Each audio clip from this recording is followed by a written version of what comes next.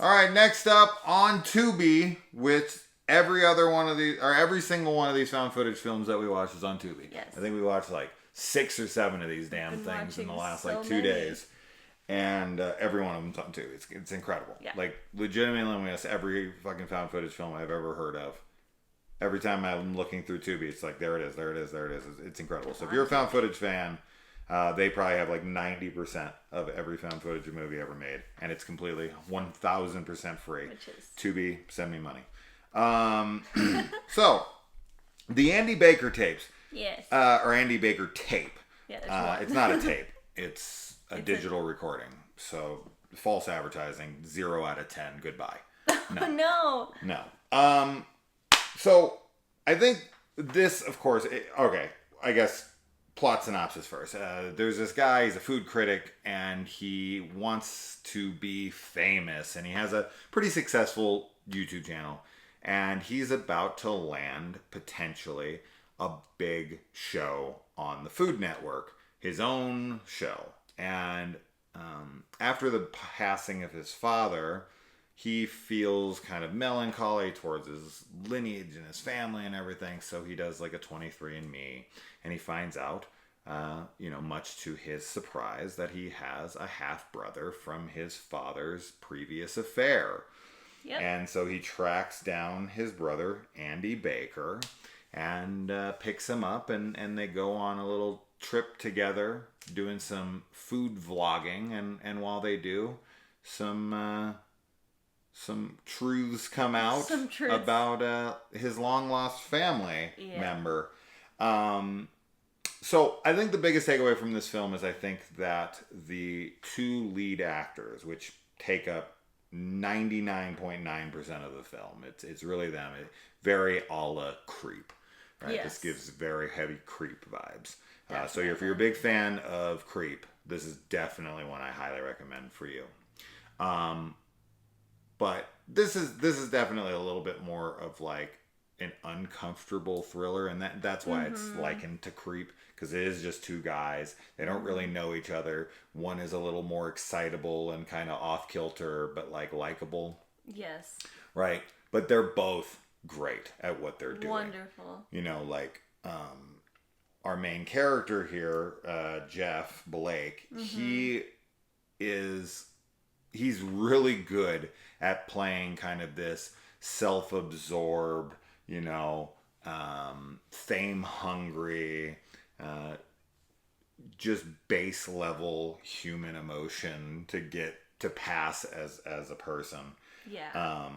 And then Andy is, of course, this like country boy, very naive, or at least comes across that way, and he does a good job. Both of them do a fantastic job. Yes, honestly. And it's nice that their dynamic is so, like, they have such different characters, because seeing them together, like, it makes for a really interesting watch. Yeah, and they the guy who plays Jeff, he directed this, and then Andy and Jeff both wrote this together, so you can tell that they must know each other pretty well, and they have really good chemistry. I know that this is one of many fucking films that was shot during COVID-19, so while all of us assholes were, quarantining, these guys were out spreading COVID. No, they were out making movies and we weren't. I thought it was funny to read that on 3 separate occasions, police were called on the 2 main actors by onlookers who thought the action was real. I'd read that before we started watching, like right as we were watching it, and I was like looking for the scenes where they would get the cops called on them. And I don't really know. Maybe the scene at the hotel. I would assume, or motel. It's gotta be. Yeah. It's gotta be that scene.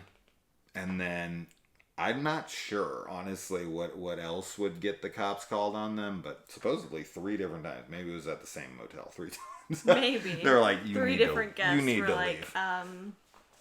Yeah. But yeah, I mean, really, you're watching this for the performances and just the awkwardness of these 2 people meeting under bizarre circumstances, and both are, you know, not they're both very flawed characters, right? Like Jeff, and that's what I like about this movie. Mm-hmm. You know, Jeff isn't some squeaky clean, super nice, uber relatable guy. Yeah. Like, he really only gives a shit about his show and his image. He is. Like, just totally. And Andy is naive and sweet, and you like him. But also creepy. But he's also weird, very creepy, yes. And, like, too comfortable, too fast. Too furious. Or too fast, too furious, too comfortable. Or too familiar. Like, and that's, like, I think I told you, it's, like, really awkward when you, like, watch a movie about, like, a long-lost family member that gets reunited with somebody and they, like, instantly start trying to be, like, family. Like, we're family. We're gonna be through everything together. Sure. And it's like they've never met before at all. So it's very weird. This also reminded us somewhat of the premise of Paranormal Activity, Next of Kin. Yes. But only because you're tracking down, you know, someone you didn't know you were related to. This has been done in plenty of movies, but that's also found footage. So just thought we'd mention it. But yeah, this is just for sure fans of Creep. This is definitely one to jump on, and we both really enjoyed this. Mm-hmm. And it's a super quick, like, hour and 5 minutes without the credits, because it's an hour and 10. Yeah. But with the credits taken out, it's like an hour and 5. It's like an hour-long movie. It goes really nice, though. What I really appreciated about this movie is that never once did the believability factor get broken for me. Yeah. Like, everyone's motivations make perfect sense. Nothing's ever taken so far where it's like they'd never talk to them again or they'd leave immediately. That is a fine line to walk. And I know that these guys, when they were writing this and they were acting it out, they paid very close attention to that line and made sure they never stepped over it. They gave the characters good enough reasons for why they would continue that felt authentic to who they had presented themselves as. And that is, to me, in found footage, that is number one, the most important thing. Like, I have to believe you're going to continue to film or continue to go along. I think with the, like, continue to film thing, at this point in found footage, it's like, you just got to fucking accept it. Sure. Like, we're not going to get a movie otherwise. But it heightens the like, authenticity when you are believing that they would continue filming. Sure, but they always have that reason nowadays. Sure, right? yeah. But that's good, though. I'm glad that people are coming up with reasons. But in this movie particularly, like, it made so much sense and it just worked really well. Every genre, especially, you know, horror, obviously. Horror always is the one that has to, you know, deal with a lot of inconveniences to the plot when it comes to, like, cell phones or whatever. Mass text. You've always got to, like, take care of that nuisance in modern film. Like, oh, fuck, okay, how do we get rid of the cell phones? How do we get rid of, you know, this? Because everybody has a cell phone in their hand now. Mm-hmm. And it's the same thing with found footage films. Like, you've got to be like, all right, like, how are we going to address why they keep filming? Like, you've always kind of got to go through those motions. It's kind of standard for filming this kind of stuff. It's like, you have to just be like, all right, what's going to be our reason? Is it going to be dead cell phone reception? Is the killer going to collect all their phones while they sleep? Or, you know, keep unplugging their phone till it's dead, like in Get Out or whatever. You know, they always have to come up with a reason, and this is just yet another one of those things.